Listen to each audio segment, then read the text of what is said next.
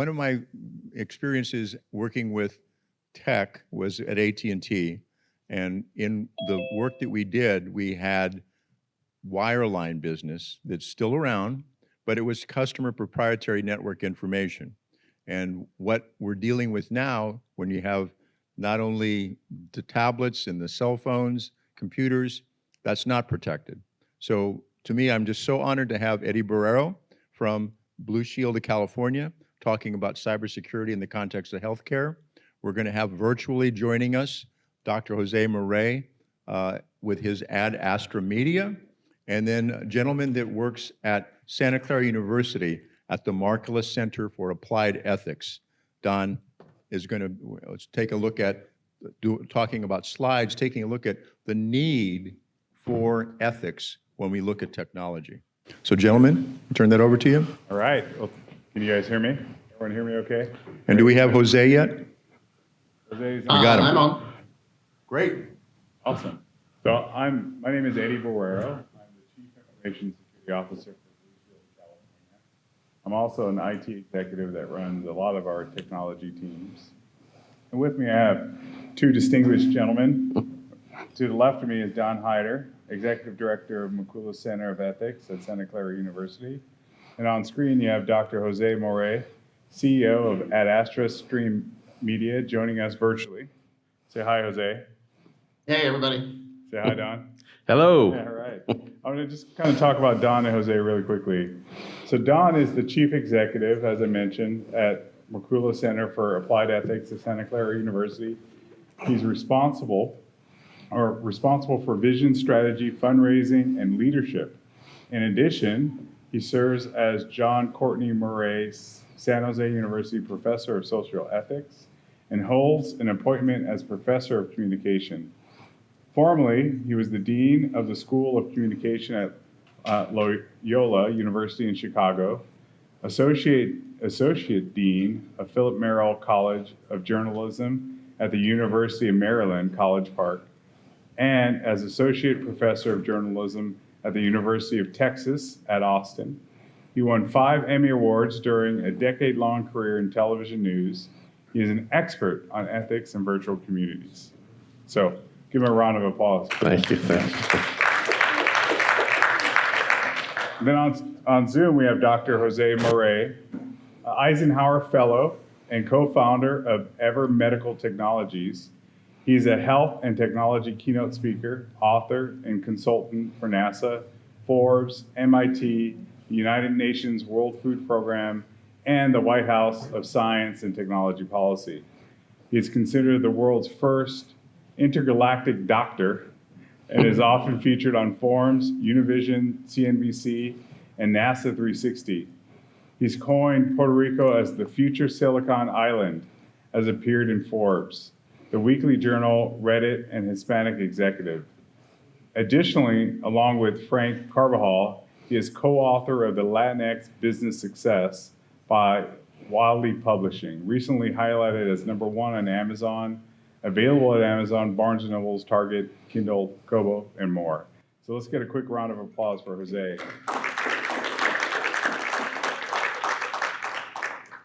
So, as you can imagine, in the healthcare industry, generative artificial intelligence is all the rave. And I always love to start these types of conversations by saying artificial intelligence isn't new.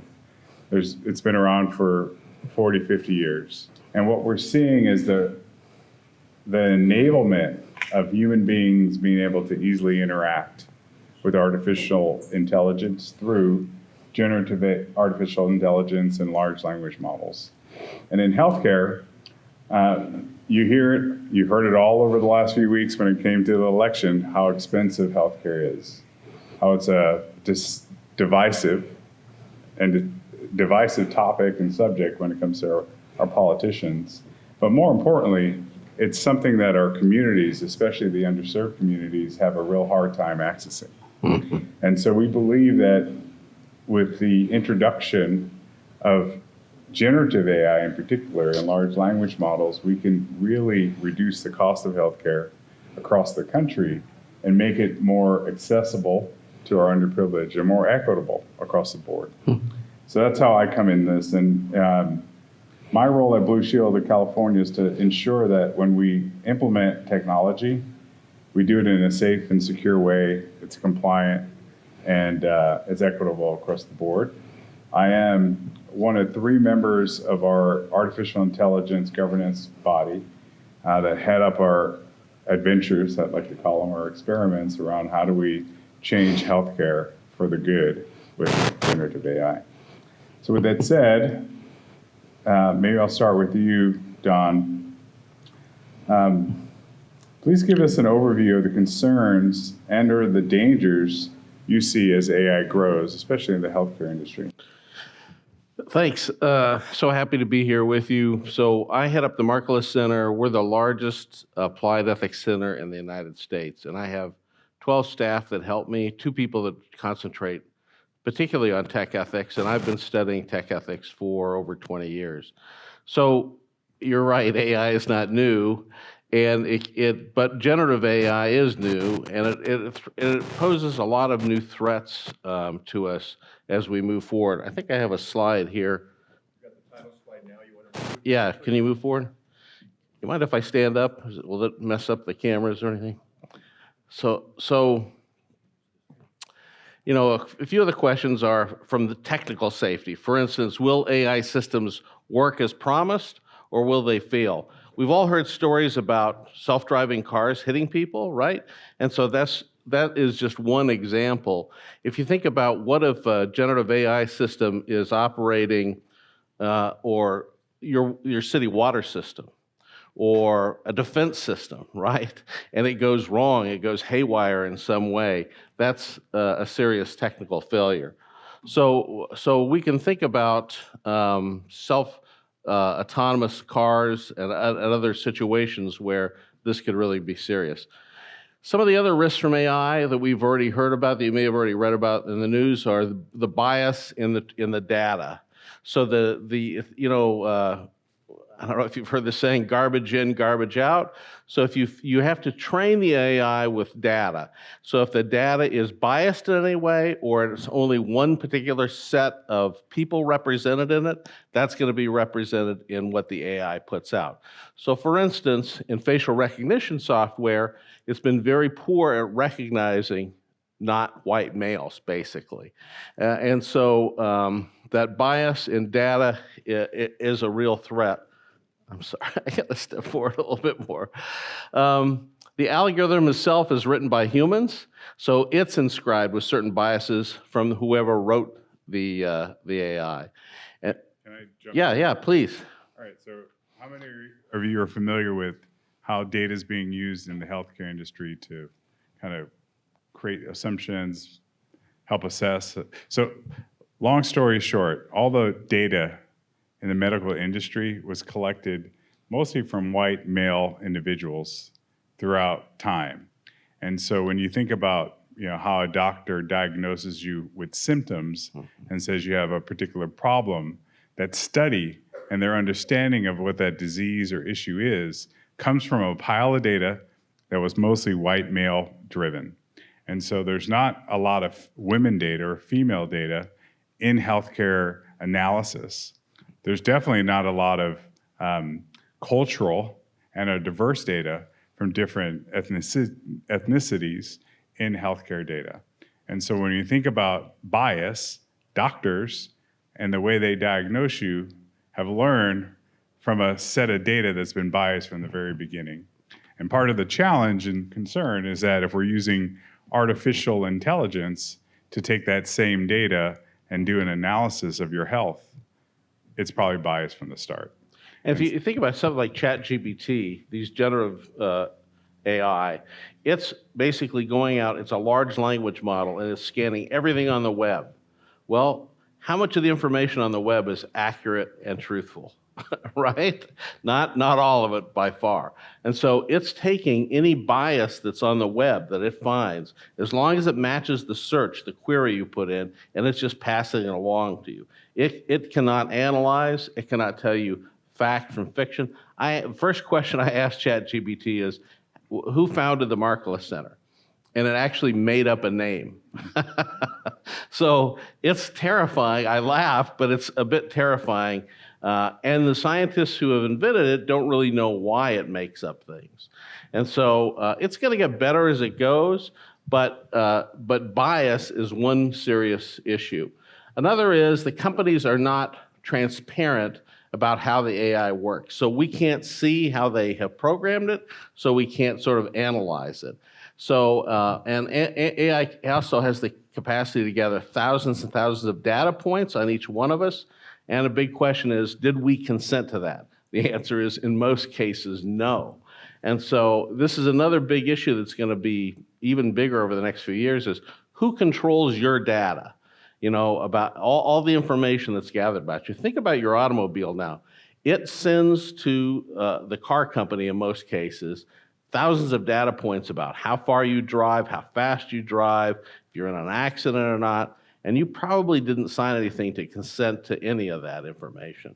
And the healthcare system has actually been one of the best at trying to give you control over your healthcare data. But what if there's a data breach? And there's a data breach, about every 3 or 4 days from some company in the United States or around the world.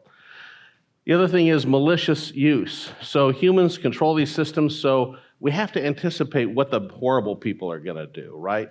Because not everybody out there is a good person that's trying to serve us and help us as best they can. So for instance, AI-powered surveillance is already widespread. What will totalitarian regimes do with that surveillance information? AI is also very good at computer hacking. And we're talking about AI-controlled lethal autonomous weapon systems, just absolutely terrifying in my view, because, I mean, those weapons are powerful enough and there's enough human error in terms of people getting killed. What's going to happen when AI takes over? So what can be done? Interrupt me at any point you want to. You know, we run an ethics center, so we're basically trying to help companies make better decisions using an ethical framework. We actually wrote a book called Ethics in the Age of Disruptive Technology that tells companies how to convert their entire company to work towards the common good. Our thesis is making ethical decisions and building ethics into design in terms of all these tech programs should not slow down the time to market, and in fact should help the company in the long run in terms of profitability and success. So this iTech is this group we formed to sort of write that book. We have a bunch of guiding principles, for instance, you know, pay attention to human dignity and to human rights. What about human well-being? Invest in humanity, provide justice, access, diversity, equity, and inclusion. The earth is for all life. We were just talking in the back of the room. We did a conference about a week ago on AI and its environmental impact because it's huge, generative AI. It uses a tremendous amount of water and energy.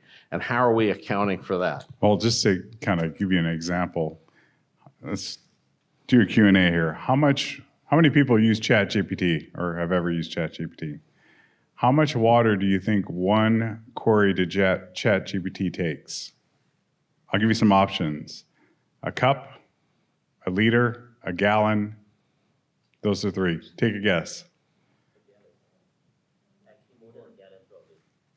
It's a liter per query, but it's a lot of water. So imagine millions of people using ChatGPT, and so the data centers that are powering kind of the power behind generative AI is consuming power on a scale that we've never seen before. It's also consuming water on a scale that we've never seen before. Water is very easily recyclable in a data center, and so there's some things going on there to conserve, but power is something that we're really scared about. What is it going to be like in 2 years when it comes to power consumption across the United States? If you're a Californian, you're not unfamiliar with power outages due to fires and power consumption in the summer. Scale that up by 10 easily. And where will the new power centers be built? Whose water is going to be taken to sort of cool these systems? All these are really huge questions in terms of the future. Yeah, and I would add a couple more things on governance. Yeah, so many organizations are building AI governance models. You have governance teams, you populate them with experts like myself, data scientists, et cetera. One of the things we're doing is integrating our diversity, equity, and inclusion experts into our generative AI explorations. And it was a great move by our general counsel who heads up our diversity, equity, and inclusion work. She pushed very hard to say, let us get into the experiments, let us be part of the discussions and decisions around what moves forward, because they are generally the experts when it comes to bias, especially through a diversity lens. So there's that. And then there's government involvement. You'll hear about this in the news. The federal government, state governments are all coming up with new laws, bills, proposals to control how and if generative AI is leveraged per industry. Gavin Newsom just, I think 2 days ago, released a new law in California that says healthcare industries cannot have generative AI make decisions on prior authorization or utilization management, which is how you get approval for your service with a doctor or provider through your insurance. And so it requires a human to be in the loop, which is great. But you'll see a lot more stricter rules coming out from a government standpoint. So government regulation, I would say diversity, equity, and inclusion is important on the governance front. And then you mentioned something I don't think everyone touched upon or really heard, that sometimes the guys who develop the AI engine or model doesn't know how it works.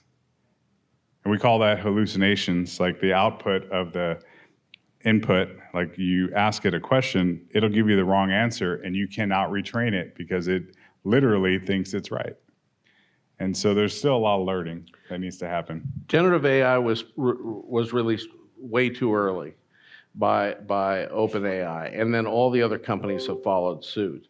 And you saw this, and because 6 months after it was released, all the big companies that were working on generative AI said, we need a moratorium. No more release of of generative AI. Have you ever heard of that in the tech industry? No. Yeah. And that tells you that they got in front of themselves, that there was such a rush to get it to market that they really weren't thinking about what's this going to do to humanity, right? So that wraps up what I have to say. Yeah, I mean, that's awesome. We work with companies, we provide guidelines, we go in and do hands-on training with tech companies, with nonprofits, trying to help them make better decisions using ethics. So. All right. Thank you, Don. Yeah. I really appreciate that. Dr. Morey, are you there? I'm here. Can you hear All me? right. Can you guys Awesome. hear me or just see me? Do you see me and hear me? I can see you and I can hear you. I love your background. You know, you have Thanks, an man. extensive career in tech with expertise in biotechnology, AI, aerospace, et cetera. What motivates you to use tech positively with your Astra Media LLC focus on youth? What do you think about generative AI? So just kind of give us your general thoughts on tech and AI in the future. Yeah, no, absolutely. Thank you for the opportunity to speak to you guys today.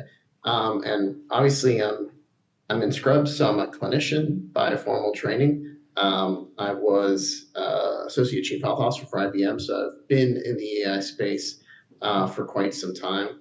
And then I started at Astra Media 6 years ago, 5-6 years ago, when I became an Eisenhower Fellow. And it was really to bridge the gap between tech and impact. Because as probably many of the people in this room know, they've often maybe been the first person to shatter a ceiling and be at a table where no one else kind of looks like them. And that's great at the beginning, right? You realize, oh, you know, I feel successful, and my family can be proud, my culture can be proud. But then you start realizing, oh, I'm the only one at this table. And you realize that that is a problem. And so that's really the focus of what we do at Astra Media, is to try to create content to inspire kids from all underserved backgrounds and underrepresented backgrounds to find superheroes, to find role models. This concept that if you can see it, you can be it, creating content for people of all ages, because this lack of role models, lack of mentorship, it's not just something that affects us as we're in grade school or going into college. It's something that happens throughout our entire career. Once we get into the workforce, once we get into management positions and moving up into the C-suite. Eddie and I have a friend, and I'm sure many of you in the audience know him as well, Guillermo Diaz. I don't know if Guillermo's actually there, but that's how we got connected and started working together as well, because Guillermo's always had this concept of kind of push up, pull up to inspire Latinos and Latinos that are in the tech workforce, to help them find their first career and then help them kind of shepherd them along until they get into the senior management positions and beyond. Now, from a generative AI perspective, from a healthcare aspect, some of the things that Eddie and Don mentioned, I'll echo, and I'll add a little bit of more color to them from my perspective. So when I was at IBM, one of the things that we would do actually is we would go to healthcare entities and purchase data to be able to create content, AI-powered content. And the thing is that from a healthcare perspective, healthcare has done a better job in general, I would say, in protecting data, but really the protections are there for identifiable data. If you can de-identify the data, then institutions that own it really can do what they want with it, as long as it's de-identified, as long as you take any kind of personal identifiable information off of it. They can use it to create AI applications. They can use it to create new medications, new diagnostics. This is the data that hospitals get when you go to them. It really kind of belongs to them. HIPAA allows you to access it, and HIPAA allows it to be stripped of those personal identifiers. But if those identifiers are stripped, then the data really is open to use in a lot of different perspectives. So that's kind of a loophole that people don't understand. Now, when I started in AI, I know a lot of my doctor friends were concerned. They're like, Jose, you're going to eliminate our jobs. This is something that's going to cause us to not need any physicians. And this was, a decade and a half ago. And at that point, there weren't that many physicians at all working within healthcare and AI combination. And the reality is, at that point, to see a primary care doc or a subspecialty doc like myself, you can probably get in within a week, maybe 2 weeks. And there was a grand total of 0 FDA-approved AI applications in the clinical market. Today, there's over 600 FDA-approved AI applications in the clinical market. And if you try to get see a provider now, it takes you months or weeks to see primary care subspecialty provider. So now we have an exponential amount more of FDA-approved AI applications compared to 0. And now it's much harder. There's so much work to go along within the healthcare space that it's a big issue. But to Eddie and Don's points as well, regulation is a huge issue.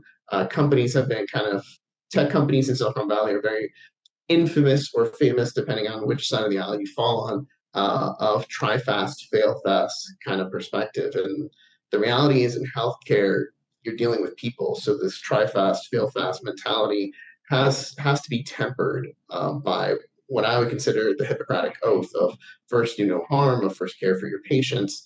And I think from a societal perspective, we need to have a little bit more of that Hippocratic mentality of first do no harm. And I think it's something that is foreign to kind of the tech space as a whole, and something that really we need more. And then something I'll add, I don't know if this is brought up, I know we talked about biases, but there's really 3 major types of biases within generative AI. There's the computational bias, which was alluded to, of the hallucinations of the tech folks not really understanding what they're doing, or sometimes they just miscoded and cause something to be weighted within the neural network that should be weighted as much. And you can actually identify those computational biases as you can go through the code and kind of find some of those things. But then you have the human biases. We talked about kind of the data sets that were utilized. And then there's systemic bias, which also adds to that too. So the systemic bias is, where did that data come from? How did that data, how was that created? I kind of give an example, really easy one. If you had the Nazis create an AI, with their perception and the way that they would gather data, what would that AI look like, right? So if you have a systemic bias within a culture on how you're acquiring that data set, and that can actually perpetuate an inequality. And that's the thing. AI actually magnifies inequalities or has the potential to magnify inequalities if you're using systemically biased data. And one of the things from Astra, why we're doing what we're doing, if we can inspire kids from diverse communities to go into these tech spaces, then that will hopefully balance things out. Don alluded to the facial recognition software. There's a great book by Dr. Joy Bololini, Unmasking AI.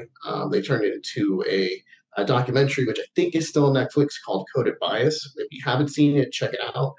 And the reason that the AIs were identifying white males more so than anything else appropriately, and then misidentifying almost all Black and brown people as potential criminals because those AI applications were being used in police departments, was because the data sets they used for like normative citizens was like 98% white male. And then the 2% of Black and brown faces they were only using from databases of police departments, so of known criminals. So they used those databases as the ones that they were training as the Black and brown faces. And they did a test against the Congressional Black Caucus and identified all of them as potential criminals, or I think it was like 95% as potential criminals. And these were applications that were already being used in real time by police departments. And so when Dr. Bololini, who is still staff at MIT, when she went back to look at the teams that created these data sets, the teams were primarily white men almost exclusively, whether it was at IBM, Amazon, and all these places. So it just shows you the power and the benefit of diversity. If we have diverse technologists at the table, then at least someone could say and raise their hand and say, hey, perhaps we should diversify this data set. It was a very easy fix, and things have been fixed now, but it's something that could have caught very simply if you just had diverse groups at the table that were working on these applications, which is ultimately what we're trying to inspire with that Astra, trying to have more diverse voices at the table so that these very simple fixes can be caught early, and so that the ramifications of systemic inequalities aren't perpetuated by these applications that are now, as Don mentioned, are being released out into the world without any regulation at times, or very little regulations. Oh, thank you, Dr. Morey. I mean, that's some really scary and exciting stuff all at the same time. A couple of things. One, I love the concept of training our youth to get into STEAM and/or STEM. I like the concept of STEAM. And one of the things that we can do in this room to encourage youth and ourselves to get more involved is to think about it this way. Many of the kids I mentor and I speak with don't feel they have the education, the intelligence, the know-how onto how to get integrated into this type of work, how to get into the STEM fields, how to get into technology. And what I tell them always is, do you use technology? Like if I asked you right now, who has a phone? Let's show your hands. Who has a phone? Who uses ChatGPT? Who's excited about AI? Mm-hmm. Yeah, all of you are users of technology. You could design technology. You have thoughts, opinions, ideas that need to get incorporated into how we work. And to Dr. Morey's point and how we've been discussing AI today, like the data behind it is really important. And if we don't get our diverse views into the data sets that are being used, we're going to have some really bad outcomes. And he mentioned the data being used for brown and Black people came from our correctional system. Imagine that. And how that led to profiling issues and all the riots and things you've seen in the news because of that data set. So, and people, have their own kind of incentives, but if it's sparked by data, what difference can we make in the future if we get it right now?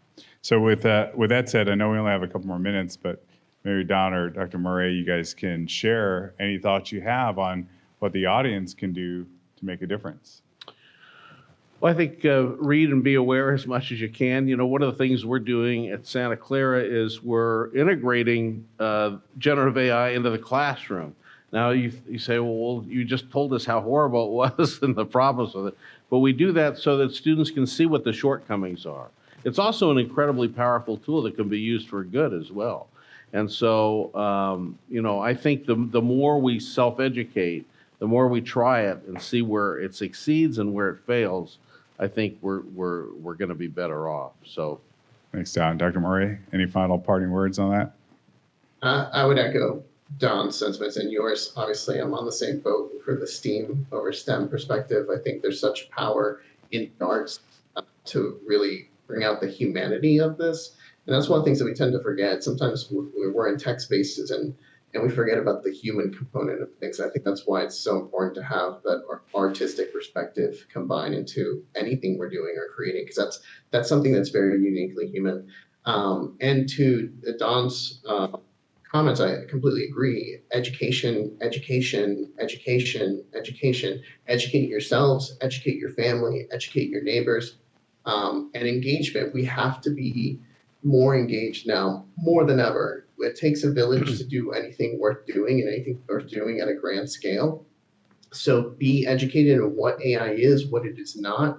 It is a tool. Tools are used for good or used for ill, depending on who's using it. So make sure that we have enough people that are pushing towards the side of good, because there's plenty of people that are going to be pushing the opposite direction. So we have to be more engaged and more active in educating ourselves, educating our kids, educating our neighbors, and interacting with each other on a human perspective, because ultimately conversations, connections, that's what's going to win out at the end of the day. Well, good to see you virtually. Thanks for the words of wisdom. Thank you, Don. And before we lose Dr. Intergalactic, if you gentlemen would stand over here so we can get no problem. a Thank you all for the virtual time. picture. Really appreciate it.